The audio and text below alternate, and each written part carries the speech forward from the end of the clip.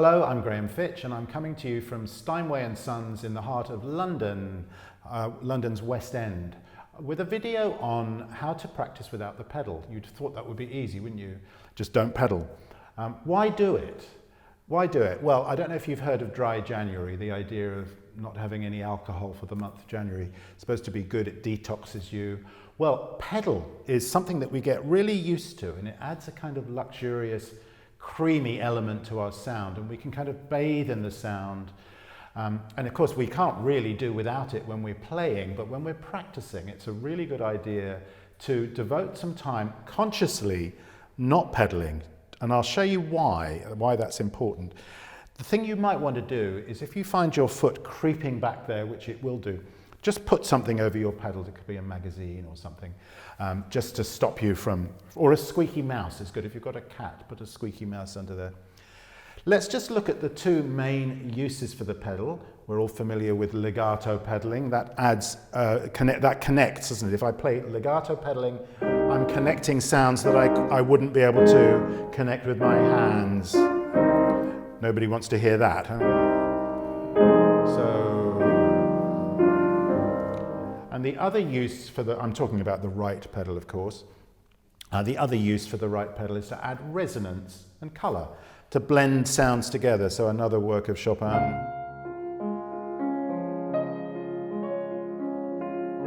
What I want to do is capture that low bass D flat and let that swim, that whole D flat major chord swim.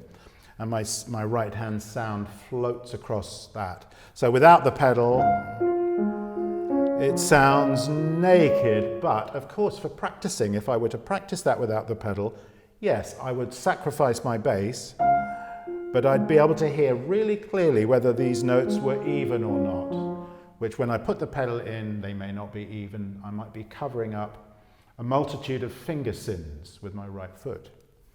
So I recommend regularly practicing with no pedal. It helps you really distinguish the touch that you're actually creating here. Don't forget that touch tends to show up through the pedal anyway. So if I've got something, I've got here a Schubert impromptu, the B flat impromptu, which somebody played for me the other day. I was sitting the other side of the room, so I couldn't see their hands, and I could hear that they were pedaling, but they were playing, instead of legato, these left hand. Schubert wrote, if I do it without the pedal for a moment, these are connected. Bass, staccato, and the broken chord connected under a legato beam. So this person was playing, and I could hear this without watching, staccato in the left hand.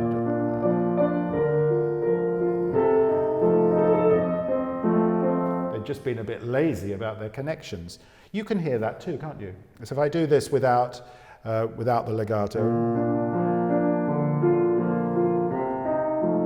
you will perceive those notes as staccato, even though the pedal is down. Let's look at the Schumann example, the first from the Kinderszenen of Foreign Lands and People. What's the benefit of practicing this without the pedal? Let's look. It can't be played without the pedal. It absolutely needs a pedal on each crotchet beat. But by practicing it without the pedal, I can control two things. I can check on two things. One, that my melodic line really is legato under my fingers, because I have to put a sneaky little G in my right hand, the end of the triplet group. And it's very easy to go wrong and do this without realizing it. In other words, letting go of my melodic note. So if I practice it without the pedal, I can really hear that and really feel that connection. Plus, I can feel whether these triplets underneath not only are even, but my left hand is passing through to my right hand smoothly. So if I did that without the pedal, it's going to sound really austere.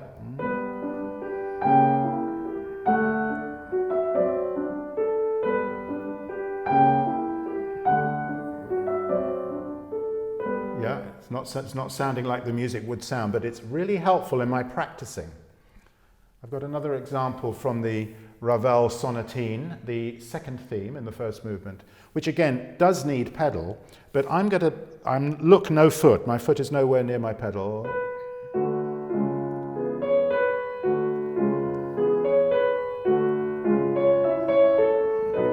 I'm having to work quite hard to get my sound.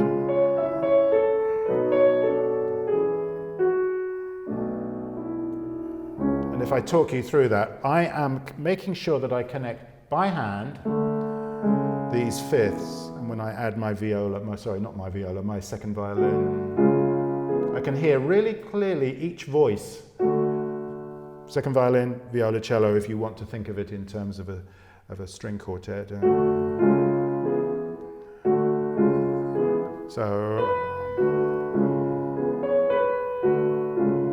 And then when I do add pedal, I'm putting a little tiny bit of pedal on there. Can't possibly write that in. It's just a little touch, a little dab of pedal, just to give the sound warmth. And you may find that there are some places where you've got a necessary pedal for legato. Here, there, I need my pedal to join that moment.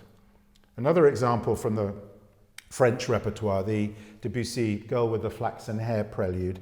I'm looking at the passage bar 21, which a lot of people never organize properly by hand. They're just relying on their pedal to connect. I'm going to do it now without the pedal.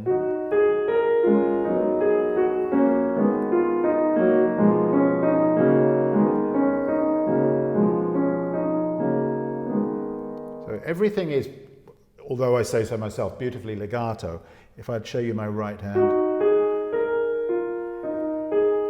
Connect here, 5 to 4 to 1. So that when I've practiced it and I've perfected my sound and my balance with my hands, then I can add pedal.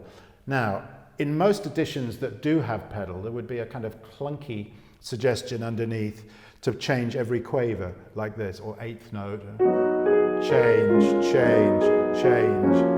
But for me, that's a little primitive. What I would do, get it legato here, get it beautifully voiced and balanced, and then touch pedal wherever you need it. A little bit, I'm using touches of pedal.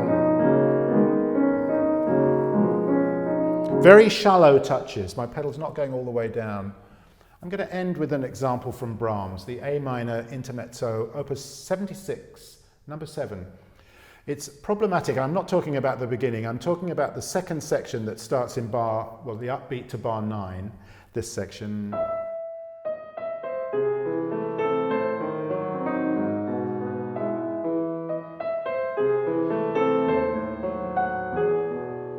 Which has got rest in the right hand. Brahms, had he written it without the rest in the right hand, I could pedal certainly with half bar pedals because the harmony is half bars. So change, change, change. But he hasn't written it like that. He's written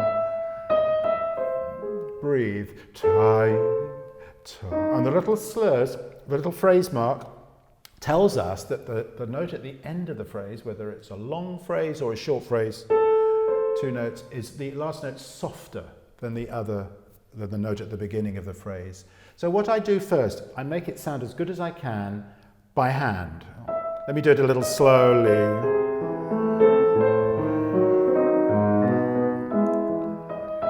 And one of the things I'm finding myself wanting to do, which is perfectly legitimate, and that's to overhold a little bit in my left hand. Finger pedal. Overlap. So that gives me a resonance at the beginning of the beat. I can release and then use my pedal. Release my pedal. Now use my pedal. There's no way you could really notate that. It would be so cumbersome to notate on the page. So those are a few examples.